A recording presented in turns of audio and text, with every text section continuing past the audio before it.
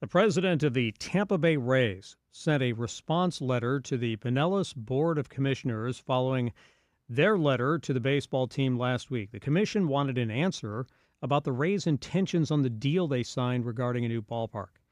The Rays president, Matt Silverman, responded. He claims that commissioners have made inaccurate comments regarding the ballpark agreements, and that he argues the decision to move the team to Tampa for the upcoming baseball season was perfectly in line with the non-relocation agreement, given the hurricane damage that took place to Tropicana Field. And then he also said that they're committed to the deal, but it's the commission that's not, by not passing the bond agreements that will pay for the ballpark, some $300 million worth. So I read this response, and nothing has been cleared up. I'm no, still absolutely confused. Nothing. All these meetings, these letters back and forth, and nothing has been resolved. Yeah, so the Rays seem to focus more on the issue of where they're going to play in 2025 in this response. To me, that's a non-issue. That was stupid of the county commission to make such a big deal about that in the first place. The issue is what's going on with the deal for the Rays to play in St. Pete moving forward, starting what was supposed to be in the 2028 season with the new ballpark. Where does all of that stand?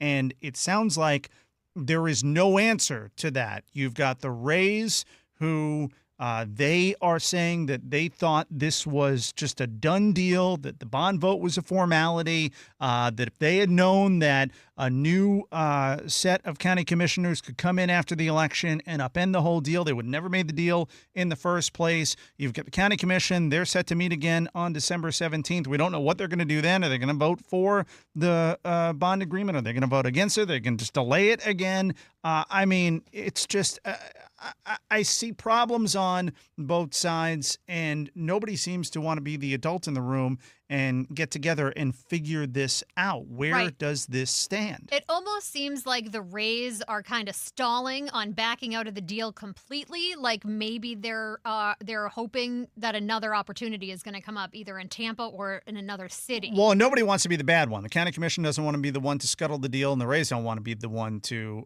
be seen as scuttling the deal. But what it looks like this is just another example of baseball not working in Florida. I mean, you've got the Marlins. That situation's not great. Let's be honest. I mean, they don't pull anybody into their ballpark. In fact, their attendance was lighter than the Rays last season. And then you've got the Rays. This is just a giant disaster. What is it about baseball in Florida? I don't understand, because you've got football, Dolphins, Bucs. They pull great numbers. Panthers, Lightning, they do just fine. The Heat do just fine. It's something about baseball in Florida.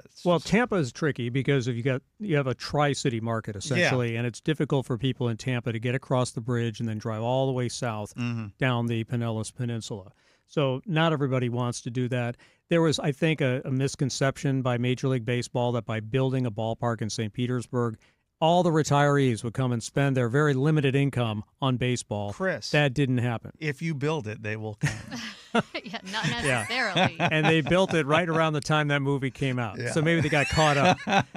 But the situation in St. Petersburg is frustrating, I think, because here you have the commission saying, look, are you guys committed to this ballpark? We got this vote coming up on the 17th to vote on $300 million worth of bonds, and the Rays gave them no reason to vote for it. They're not saying that the answer should have been from the Rays if they want this park. Yeah. We're 100% committed. We absolutely want to play here, and there's no – forget everything that happened before. We are 100% committed, and we're ready to go. Instead, they come up with this blame game about, they were complaining about moving, the games to Tampa next season, and they've been making statements in the media that are wrong. I mean, it's like this tit-for-tat thing that's just not going to get on the good side of the Pinellas Commission, who hold the cards as far as spending the money. This is the bottom line here. If you're the county commission, this is the question you ask the Rays.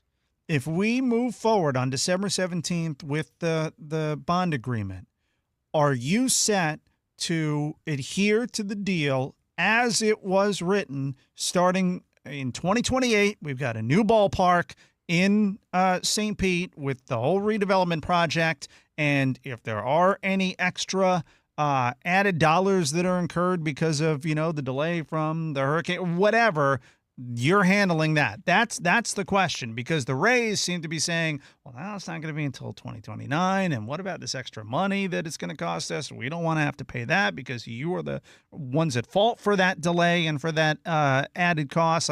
And was there anything in that agreement that they signed that said they had to pass the bonds on that day? I mean, the Rays are saying, well, they didn't pass the bonds, therefore they're reneging on the deal. But they did say that they didn't expect that when a new board came in, like after the election, and they also thought that the bonds was more of just a formality and that it was going to pass on that day, so then they could move forward, and that didn't happen. Right. I think the Rays thought something was going to play out one way, and I think in part because of the hurricanes and all of that, and then in part because of the election. You've had it play out a different way, so I could see where the Rays would be upset about all of that. But it really does look like Florida just cannot do baseball. Yeah, no, it does. It does. Yeah. I mean, we could do spring training, but Major League Baseball is not working in South Florida or the Tampa Bay area. Yeah, we'll hope teams stay in Florida for spring training. Right. So President-elect Donald Trump announced that he plans to nominate Hillsborough County Sheriff Chad Chronister to be the next administrator of the Drug Enforcement Agency. He's already selected former Tampa prosecutor Pam Bondi to be the attorney general. So those two will be working together once again. Chronister has served with the Hillsborough Sheriff's Office for 32 years.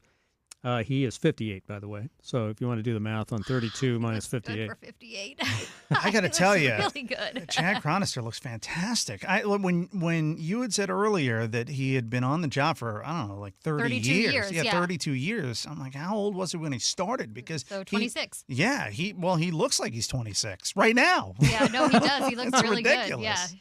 Yeah, for sure. And he will be an example of a guy who I think shows that you can have a public persona in law enforcement and be very successful as well as the policy side. Because here in Hillsborough, I think there's no question that he's been popular among the law enforcement community as well as the public. I mean, he was reelected twice overwhelmingly. Yeah.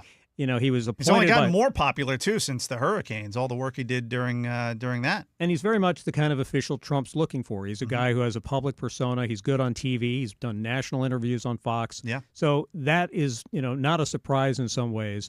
And I think you can expect to be hearing more from the DEA with Chronister in charge. I mean, have you heard from the DEA person who's been in charge, these past 4 years? No, especially with fentanyl being as big of an issue and the situation along the southern border with drugs coming across, I think, Chad Chronister is always, all over social media, posting videos of their rescues during the hurricane or just other news stories. He's always out there in front of the cameras. He's been great with us, comes on whenever we need him, and he always, gives us the information, answers the questions directly. So I think it's a great pick, and it just continues in this long line of Florida officials heading to the Trump administration from taking over D.C. Yeah, the Chief of Staff Susie Wiles, Marco Rubio as Secretary of State, Pam Bondi as Attorney General, Chad Chronister, DEA. I mean, the list goes on and on. I hope Trump goes with Kevin Guthrie for FEMA.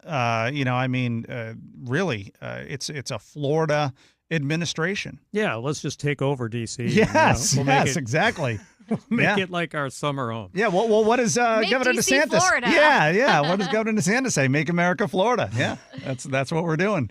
All right, what else is going on, Chris? So the Bucs had a crucial fourth quarter comeback, and they beat out their division rival Carolina 26-23 in overtime. Chase McLaughlin with the game-winning 30-yard field goal after a fumble. So Baker Mayfield had a pretty good game, a touchdown, but he had 2 picks.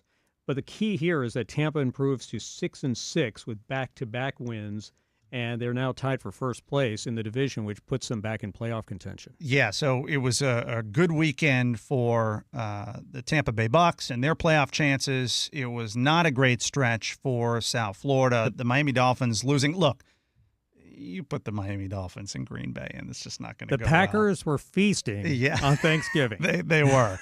And it's not impossible for the Dolphins to still get in with the wild card, but it's going to be tough. They're pretty much going to have to win out. They can maybe lose one game the rest of the way, and that's about it. And then the Hurricanes. They had it all right there. Chance at the college football playoffs, and they just blew it to Syracuse. I don't know what the hell happened there. I couldn't believe when they got upset. So It was a rougher football stretch for South Florida. Yeah. But the Bucs, they have to win the division, and they have to win by a game. They cannot be tied with the Falcons for that division title because they'll lose the tiebreaker to them, and they're not going to get in through the wild card. So winning the division's their best chance. Yeah, it's true. It's not in their control right now. No. If Atlanta loses next week and the Bucs win, then they just have to win out, and then they're in. So it's a better position for the Bucs, I think, than the Dolphins. Yeah. All right, Chris Trankman with today's top stories. Chris, thanks so much. Thank you.